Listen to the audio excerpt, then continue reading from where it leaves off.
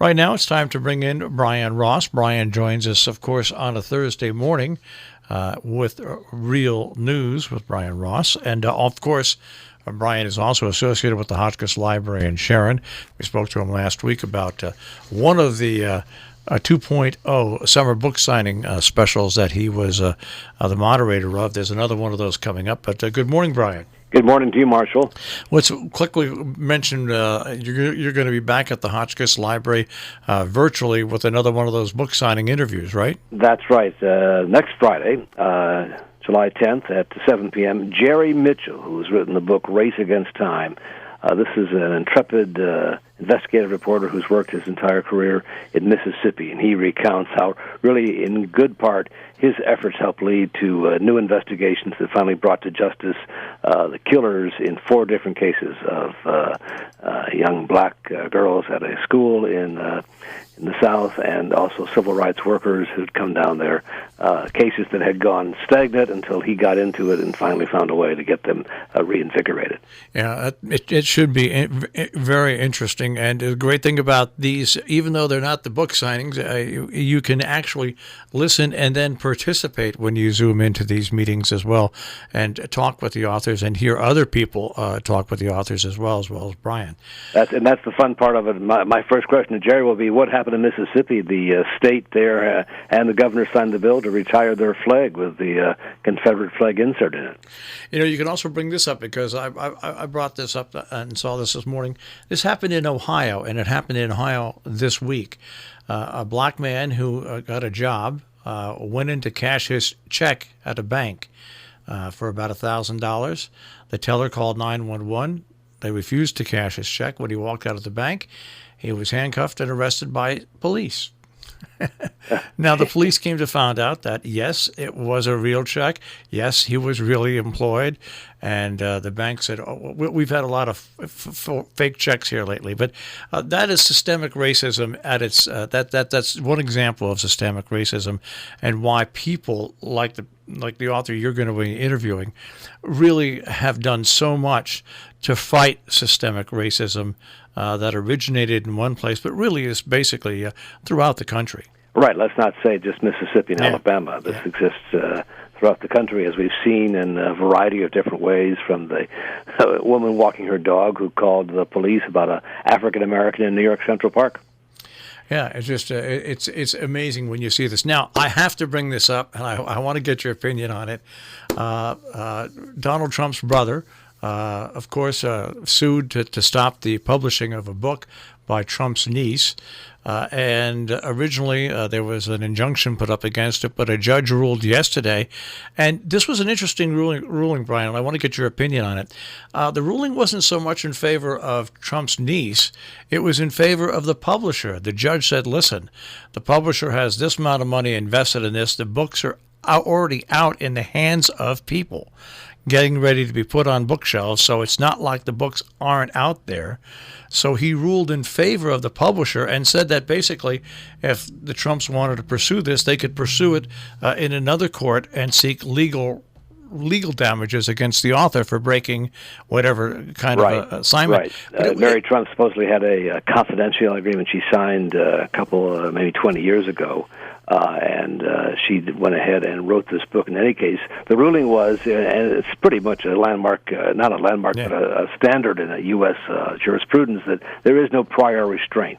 The publisher, Simon Schuster, said they'd already printed 75,000 books. They're being distributed. The book comes out at the end of July. We're in July now. It's called Too Much and Never Enough, How My Family Created the World's Most Dangerous Man. She has revealed, by the way, that she has been the source for the New York Times for some of the Trump family tax returns. And she's written this book. Trump's very upset. His initial effort to block it was rejected. And then Robert Trump, who we know lives around here, went to a judge in Dutchess County, across the line there, and got a temporary injunction, which now, as you said, the New York State Appellate Court has lifted. against the publisher and saying that people are free to sign confidential agreements. The courts don't necessarily have to enforce them, which allows her to go ahead and do the book. And as with the case with John Bolton, the real effort will be, well, if you signed an agreement not to do it and you did it anyway, then you probably have to pay damages.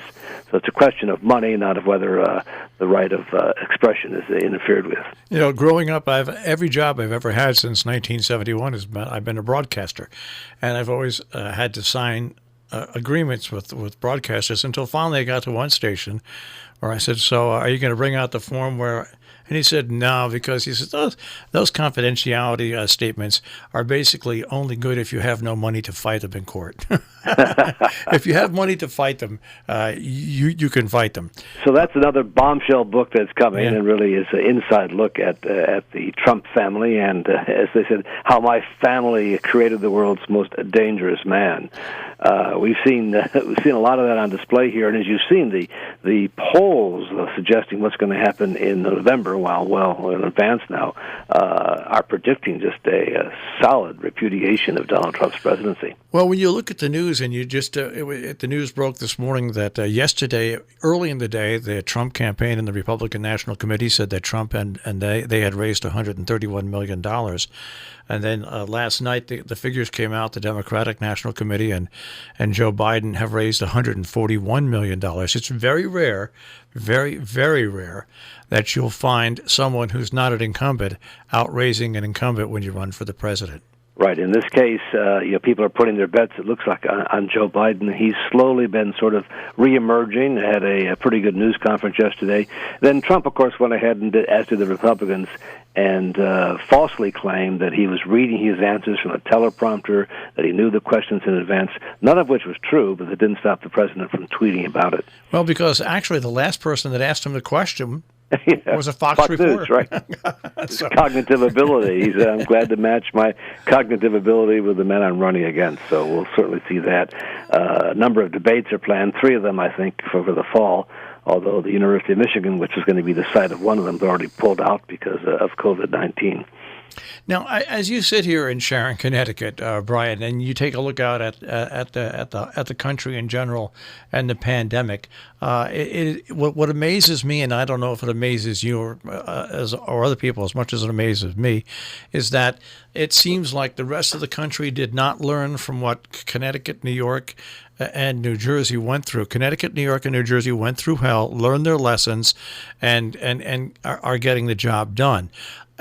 I am absolutely stunned that elsewhere in the country, including California, right, they just didn't learn their lesson from what happened here in the Northeast. Particularly California stands out to me because their Governor Newsom had done a terrific job of sort of shutting down early, getting the spread under control. And now, once it was lifted slightly, it has taken off again. And, primarily it appears to be in places of bars and restaurants where people are gathering is where it's spreading.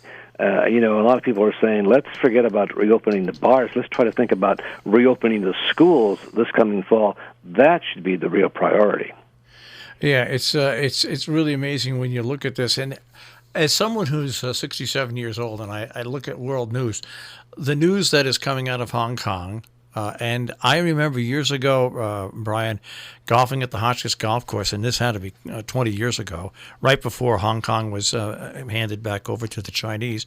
A woman who had a son at Hotchkiss School, I was golfing with her, and we were talking about the Chinese takeover of Hong Kong, and she said back then she was a very big textile manufacturer, a very wealthy woman. And she said, listen, the Chinese aren't going to do anything in the next 10 to 15 years because they want Hong Kong to be their cash cow.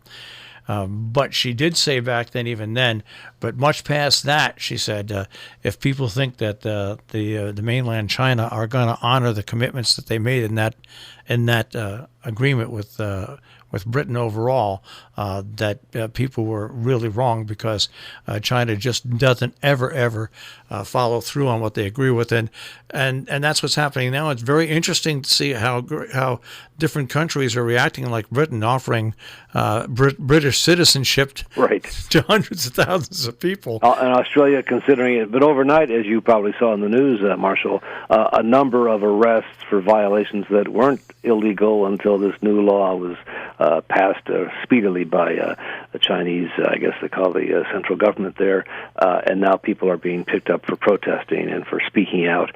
And it looks very, very dim there for the people of Hong Kong to expect that their feeling of democracy and their sense of independence in China, that's over. Everybody's going to accept it, and who's going to stop it? Yeah, well, that's the whole thing. And if anybody has any common sense at all, you'll see the resurgence of China and their economic resurgence and their huge building and their cities growing has all been linked to after Hong Kong started funneling tons of money into China.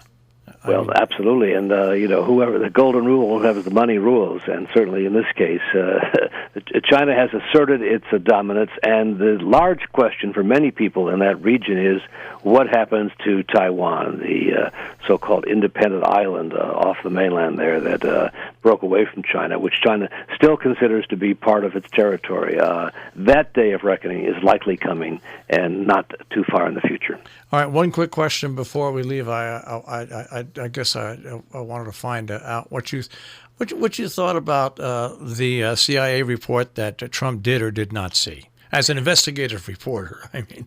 Well, first, you can tell that the New York Times has sourced right to the very day, February 27th, that this information was included in what's called the Presidential Daily Briefing. And then we learn the President doesn't read it. He never reads it. So he just, you can't get his attention unless you're speaking with him, and he often goes off on tangents. So I accept that this thing was, certainly from the Times reporting, backed up by the Wall Street Journal and the Washington Post and CNN and NBC News have all reported the same thing, that this was the case. There were reports considered quite credible that the Russians were paying, according to the Times this morning, up to $100,000 a person, a head, a bounty on U.S. service people killed in Afghanistan by the Taliban or by various criminal groups that associate themselves with the Taliban. So that information was being discussed in late 2019 through the early part of this year, up to the point where it reached the President through his daily briefing. Now, his excuse is, I wasn't briefed, meaning no one told me about it. I guess we have to accept he doesn't read this important information, and he's busier watching Fox and Friends in the morning than he is reading his daily brief. I think the information is valid, and I think the effort first by as you saw this morning, the effort by the White House was first to deny it, then they said the President didn't in fact get briefed, then they called it a hoax, and now they're saying it's really the fault of the one female CIA officer who's in charge of the briefing, that she didn't bring it up. It's all her fault. So it's a classic Trump White House playbook. Deny, reflect, deflect, and blame somebody else. All right. Well, once again, folks, Brian, once again, a week from tomorrow, hosting one of those incredible 2.0 book signing Zoom-ins at the Hotchkiss Library. More information, it's absolutely free to join in, hotchkisslibrary.org. Brian, we'll speak to you again next week. And next week, let's talk about Boogaloo. Oh, okay. That sounds good to me. All righty. All right. Take care, Brian. Bye. Brian Ross, here on Robin Hood Radio.